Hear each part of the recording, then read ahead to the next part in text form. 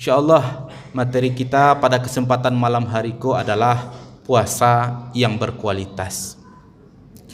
Untuk mengingat pentingnya materiku Bapak Ibu hadirin rahmati Allah, ada dua hadis Nabi yang berkaitan dengan materi awakku. Dan keduaku sebenarnya kabar duka bagi awak. Pertama hadis yang diriwayatkan oleh Imam At-Tirmizi, dan yang kedua hadis yang diriwayatkan oleh Imam Ahmad. Imam At-Tirmizi menyampaikan hadis an Abu Hurairah radhiyallahu anhu qala Nabi sallallahu alaihi wasallam ragiba anfur rajul dakhala alaihi ramadan summan salaha qabla ayyughfaralah.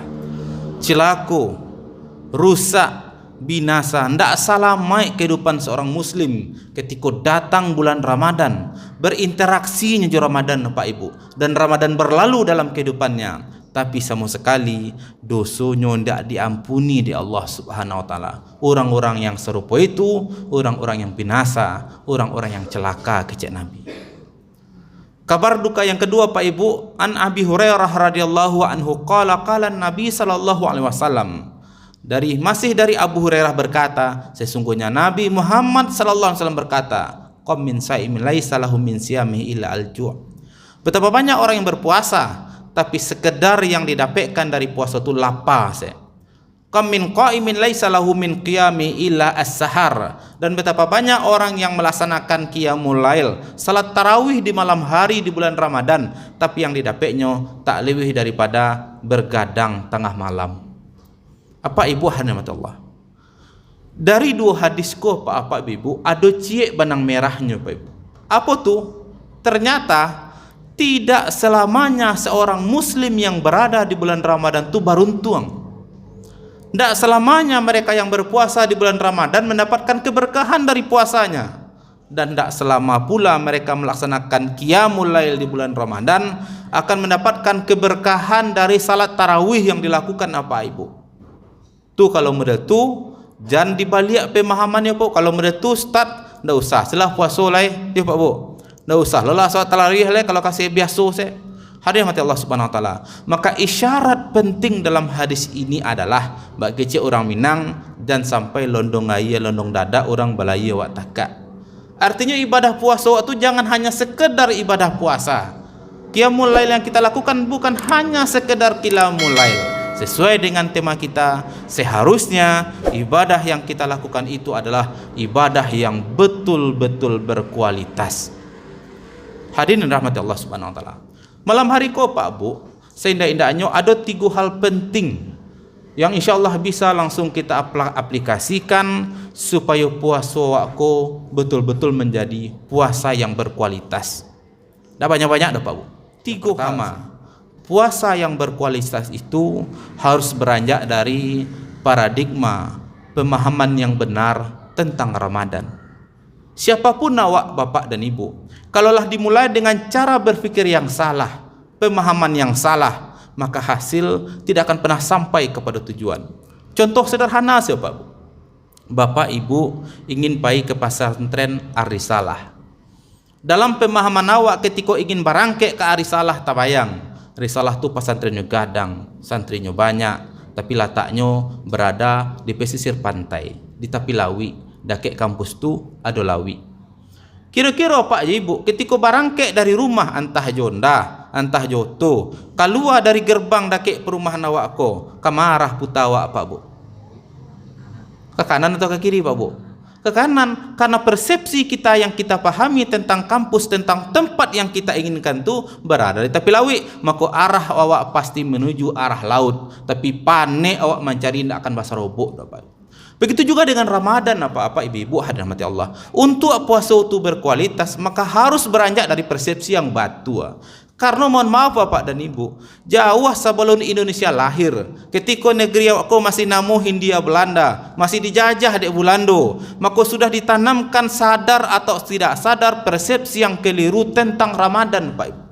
Buya Hamka menulis, kecek Buya Hamka, jauh sebelum Indonesia lahir, ketika terjadi kasus pencurian, ada orang maling, ada orang mencilok dilakukan di awal-awal Ramadan atau sebelum masuk bulan Ramadan, maka koran media massa yang punya Belanda ketika itu membolok up mengangkat berita terjadi kasus pencurian, terjadi peningkatan kriminalitas gara-gara mau Ramadan akan tiba. Maka seolah-olah yang dipahamkan adalah ketika datang Ramadan, kebutuhan hidup menjadi amat banyak. Yang terjadi setelah itu adalah orang akan menghalalkan segala cara untuk memenuhi kebutuhan hidup. Itu telah berlanjut semenjak zaman negari Indonesia ko alun layia ko. Ketika negara awak masih dijajah. Sampai hari kini Bapak dan Ibu, tapi narasinya tidak sama, tapi mungkin sedikit berbeda. Atau Bapak dan Ibu, cuba awak perhatikan berita-berita yang dimuat 1 minggu atau 2 minggu sebelum puasa masuk. Ada antaranya Pak Ibu, identik dengan kenaikan bahan makanan pokok. Ya Pak Bu. Hampir kita pahami sebagian berita yang masuk yang dimuat itu adalah bagaimana stok bahan makanan pokok ketika bulan Ramadan. Seolah-olah dibayangkan ketika Ramadan akan masuk, orang Islam itu akan makan sebanyak-banyaknya Pak Ibu. Ketika Ramadan masuk mulai malam nan kalimo, maka ketika ada komunitas anak-anak muda sampai orang tua yang mulai berkumpul, maka salah satu faktor yang dirancang dari kini adalah berkaitan dengan buku bersama. Kalau itu dilakukan dalam bentuk sosial, alhamdulillah. Tapi banyak mereka lakukan di mana Bapak dan Ibu, di tampek-tampek kafe yang santai-santai. Mohon maaf, mereka berkumpul ramai-ramai, mulai dari orang berbuku berakhir sampai jam 9 sampai jam 10 malam. Tarawih indah, Isya lalu maghrib indah. Masuk pertengahan Ramadan, maka mulai pemahaman kita mulai berubah. Alia Pak Ibu, nan disiapkan pakaian, kue, peralatan rumah tangga, piriang, tampai duduk orang yang datang ke batamu sampai kepada toples sampai rumah nan kadicat apa dari Ibu. Sehingga apa yang terjadi? Maka bapak-bapak mulai berfikir upaya untuk memenuhi kebutuhan hidup itu bakar aja lebih keras. Kalau perlu sampai lembur tengah malam, kalau perlu sampai lebih giat untuk memenuhi kebutuhan hidup karena dengan dasar Ramadan. Akibatnya apa dan Ibu? Makin lama tanpa ibadah makin langang. Yang rami justru pusat-pusat perekonomian. Hari ini Allah Subhanahu wa taala. Kalau masih sebatas itu pola pemahaman kita tentang Ramadan, maka mustahil Pak dan Ibu Ramadan awakku akan betul-betul berkualitas. Karena yang kita pahami kalau hanya sebatas serupa itu baru sebatas pernak-pernik dan bunga Ramadan. Icek orang awaknya minyak habis, samba tak lama, pitih habis, tanago habis, waktu habis, tapi makna esensi dari Ramadan itu tidak kita dapatkan. Lantas kalau menurut Bapak dan Ibu, paradigma yang batua tentang Ramadan sederhana sebenarnya Bapak Ibu. Kembali siawak kepada arti Ramadan. Ramadan itu kan bahasa Arab Bapak Ibu. Asal katanya Ramada Yarmid. Atau Yarmid apa dan Ibu? Yarmid itu adalah panas yang membakar. Andaikan apa Ibu tengah hari jam 2 balik jam 1 siang, tagak di tengah jalan atau di tepi pasir tampek nan terbuka. Bajamu awak di situ selama 1 jam, mulai dari jam 2 balik sampai jam 1 ketika panas sedang garang-garangnya Pak Ibu. Yang terjadi di badan awak Pak Bu. Kalau Ibu nan putih, mungkin berubah bantu udang kena buih merah muka. Kalau nala hitam juga, buat tambah kaliang awak Bu. Kenapa? Karena prosesnya adalah yarmid, terbakar kulit kita. Maka proses Ramadan yang batua itu adalah ketika kita pahami Ramadan berkualitas akan lahir ketika fokus dengan orientasi awal Ramadan, yarmid, membakar dan menghanguskan. Yang dibakar Bapak Ibu dan yang dihanguskan. Yang dibakar dan dihanguskan itu adalah segala dosa dan kesalahan. Jangan melenceng dari awal Ramadan sampai akhir Ramadan. Fokus kita dengan yarmid, proses membakar, menghapus dan menghancurkan segala dosa dan kesalahan yang pernah kita lakukan. Itu yang disampaikan oleh Nabi. Betapa banyak celaka, rusak, binasa seseorang ketika datang Ramadan berlalu, proses yarmid itu tidak muncul dalam kehidupannya. Kenapa? Karena orientasinya berpaling dari mana hakiki dari Ramadan. Iko yang pertama Pak Ibu hadirin mati Allah, yang terus kita fokuskan supaya Ramadan awak, supaya puasa waktu berkualitas. Pak Ibu hadirin mati Allah Subhanahu wa taala. Yang kedua, supaya puasa itu berkualitas Bapak dan Ibu, yang kedua yang harus awak lakukan itu adalah maka fokus kita dengan nilai formal dari puasa Ramadan. Nilai puasa itu Bapak dan Ibu ada 2. Satu nilai formal, yang kedua nilai fungsional. Atau nilai formal dari puasa Bapak dan Ibu sesuai dengan arti dari puasa.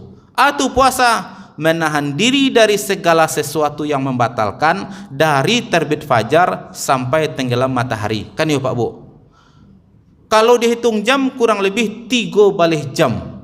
Mulai dari masuk subuh sampai azan maghrib berkumandang. Maka ketika awak puasa, fokus awak dengan nilai formal. Awak tahan diri awak dari segala sesuatu yang membatalkan. Tidak makan awak, tidak minum awak di siang hari kurang lebih 3 balik jam. Yang terjadi di badan awak besoknya Pak Ibu, namun tidak makan pasti lapar. Ya Pak Bu. Namun tidak minum pasti haus. Tapi orientasi sengaja ditahan itu pada hakikatnya adalah proses melatih supaya yarmid itu berlangsung secara maksimal. Kenapa Bapak dan Ibu hadirin rahmati Allah Subhanahu wa taala? Karena setiap awak manusia ku Bapak dan Ibu, Allah anugerahkan sesuatu yang dikenal dengan syahwat. Ada 2 muncul penyaluran syahwat dalam hidup awak tu Bapak Ibu. Pertama dalam bentuk kebutuhan parui, dan yang kedua kebutuhan dalam bentuk pemenuhi kebutuhan faraj atau kelamin atau naluri biologis. Sadalah orang Islam, orang siapapun yang normal pasti punya itu Pak Ibu. Dan hampir setiap dosa dan kesalahan yang dilakukan oleh manusia, kalau tidak gara-gara parui, kalau tidak pemenuhan kebutuhan biologis. Seorang yang sudah menduduki jabatan tinggi tetap maliang, tetap korupsi untuk memenuhi kebutuhan parui, dan kalau balabiah menambah istri atau minimal simpanan-simpanan lain. Yo Pak Bu. Orang badun sana bisa bacaka untuk memparabuikan harta warisan, ladang, sawah. Orientasinya Bapak dan Ibu salah satunya agar parui tetap taisi. Orang lain berbagai macam kesalahan dan dosa itu rata-rata diakibatkan oleh syahwat Bapak dan Ibu. Maka disikolah fungsi Ramadan, nilai formal dari Ramadan. Tujuannya segala sesuatu ketika manusia hari ini lahir, inyo hidup, tapi ketika syahwat tidak bisa diletakkan sesuai dengan porsi yang betul, maka kehidupan manusia itu tidak ubahnya bagaikan binatang Bapak dan Ibu. Ketika ada orang, ketika syahwat tidak terkendali dengan baik, ketika parui, ketika syahwat tidak terkendali dengan baik, maka kehidupan manusia itu tidak ubahnya bagaikan binatang ternak. Serupa jo kambing, serupa jo ayam, serupa jo kucing, sama dengan binatang. Karena Al-Quran yang berkata, ulaika kal an'am, mereka itu bagaikan binatang ternak. Maka disikolah fungsi Ramadan yang pertama untuk mengendalikan syahwat tadi agar terkontrol secara baik. Itu makanya Pak dan Ibu, ketika siang hari tarasul latih, muncul keinginan untuk membatalkan puasa, muncul keinginan untuk mengabaikan kewajiban di bulan Ramadan. Solusinya Bapak dan Ibu, maka ingat dengan pesan Nabi pertama, ketika haus dan lapar itu datang, tanamkan ke dalam diri awak satu. Yang awak tanamkan Bapak dan Ibu, rasa haus dan lapar yang hari ini awak rasakan indak sabandiang dibandingkan dengan rasa haus dan lapar yang akan didapatkan oleh manusia di yaumil akhir nanti. Ketika Rasul Malih tu masih datang Bapak dan Ibu hadirin Allah, ndak usah jauh-jauh, masuk saya ke simpang ke dalam, basrobo wa di situ TPU, caliak pandangi batu-batu nisan orang-orang yang ada di situ. Sebahagiannya mungkin awak kenal, ya Pak Bu. Sebahagiannya mungkin ketika dunia dulu pejabat penting, orang gagah, orang rancak, orang kayu gadang, macam-macam mungkin jauh lebih hebat, lebih masyhur, lebih pintar daripada kita. Kini terbujur kaku, yang nampak di permukaan hanya batu nisan. Bayangkan, tidak ada jaminan awak sampai dengan Ramadan berikutnya. Bisa jadi kini awak menceliak orang serupa itu, bisa jadi tahun esok awak nanti celiak orang belako. Sehingga dengan demikian Bapak dan Ibu, nilai formal dari Ramadan itu muncul dalam kehidupan kita dengan tujuan untuk melatih, mengendalikan diri dari nafsu dan syahwat. Maka kalaulah serupa itu Bapak dan Ibu, secara formal fungsi dari puasa, insya Allah puasa awaklah berkualitas. Hadirin rahmati Allah Subhanahu wa taala. Yang ketiga Bapak Ibu hadirin rahmati Allah, kapan puasa waktu akan berkualitas? Ketika nilai fungsional Ramadan itu hadir dalam aktivitas Ramadan awak.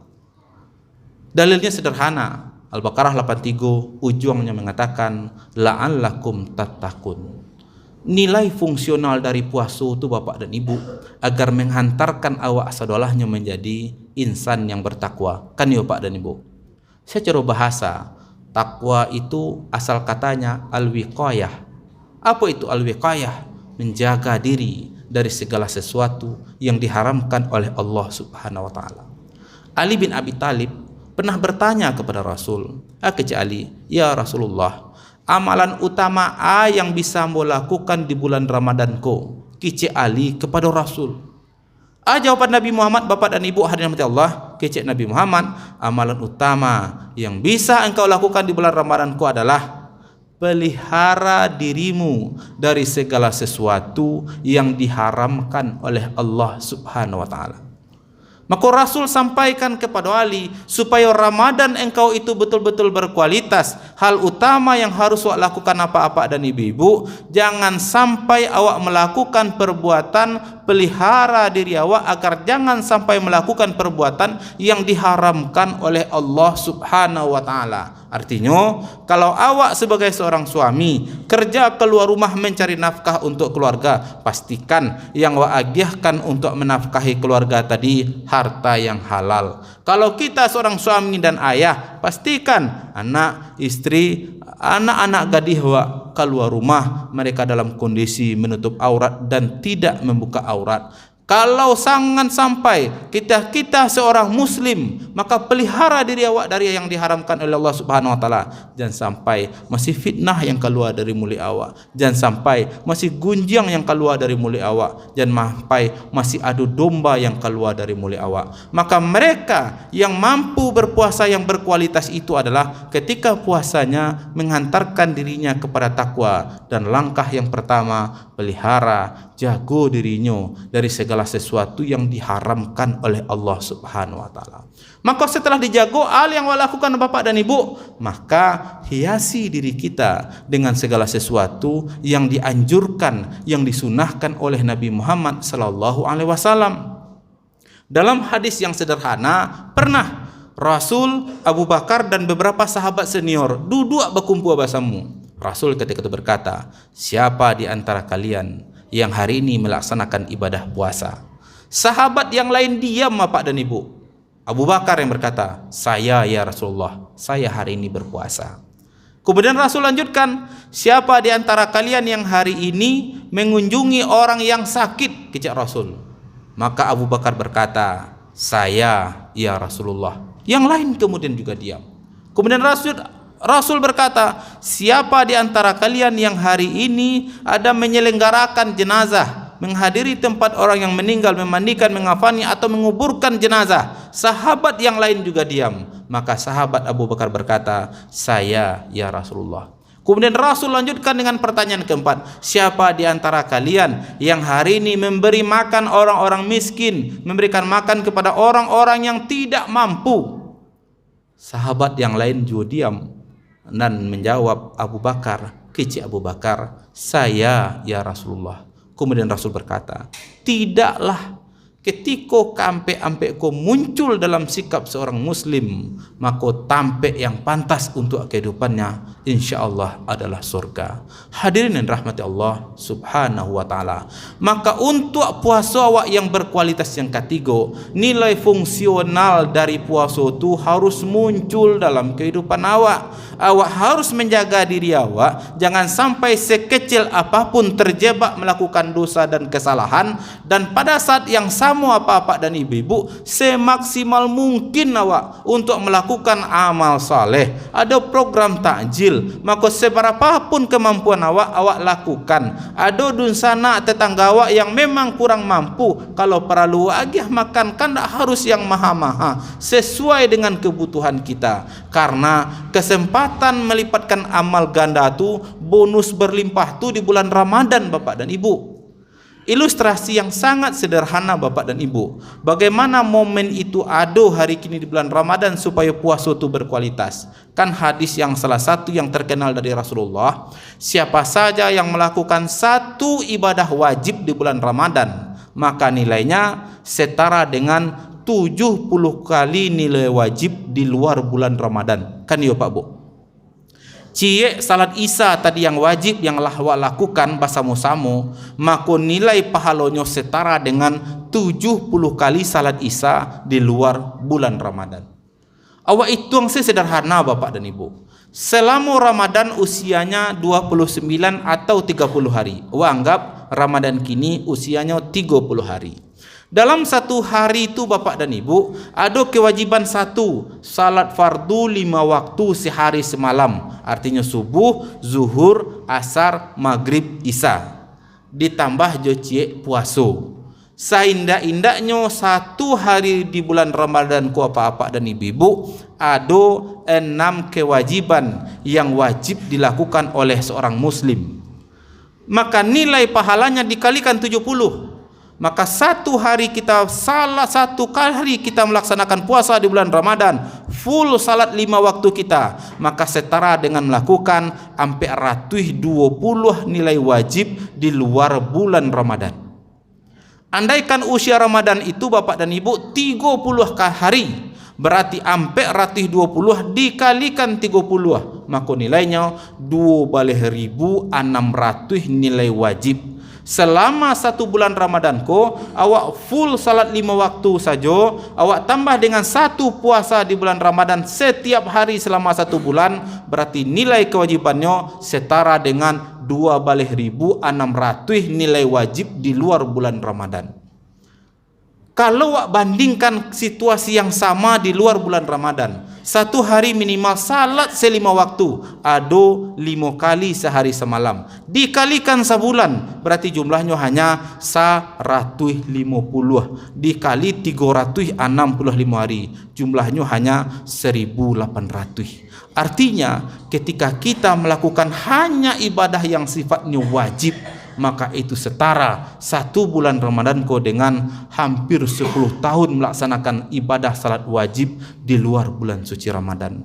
Iko yang wajib saya Bapak dan Ibu. Maka momen untuk berlomba-lomba melakukan amal kebaikan itu terbuka selebar-lebarnya di bulan Ramadan. Ketika itu lakukan sidang jamaah Isya dan Tarawih yang dirahmati Allah, insya Allah itulah mereka orang-orang yang betul-betul puasanya puasa yang berkualitas. Bapak Ibu hari rahmati Allah Subhanahu wa taala, maka sebelum waktu tu tausiah awak Bapak dan Ibu hari rahmati Allah, maka kita simpulkan judul tausiah awak hariku malam hariku adalah bagaimana menjadikan puasa yang berkualitas. Puasa berkualitas itu akan muncul pertama ketika kita memiliki orientasi yang benar tentang Ramadan. Tak usah rumit-rumit. Orientasi yang benar tentang Ramadan itu adalah yarmid, proses membakar segala dosa dan kesalahan. Maka dari itu, jangan lepas dari nilai formal puasa, mengendalikan diri nafsu dan syahwat sesuai dengan nilai formal puasa. Dan yang ketiga, lakukanlah nilai fungsional puasa. Pelihara diri awak dari segala sesuatu yang diharamkan oleh Allah Subhanahu wa taala, dan pada saat yang sama semaksimal mungkin melaksanakan amal saleh berapapun kapasitas dan kemampuan kita untuk melaksanakan. Hadirin rahmati Allah Subhanahu wa taala, itulah yang bisa saya sampaikan di malam hariku. Mudah-mudahan menjadi wasilah bagi awak saudaranya untuk menjadikan amal ibadah awak menjadi amal puasa yang berkualitas. Amin ya rabbal alamin.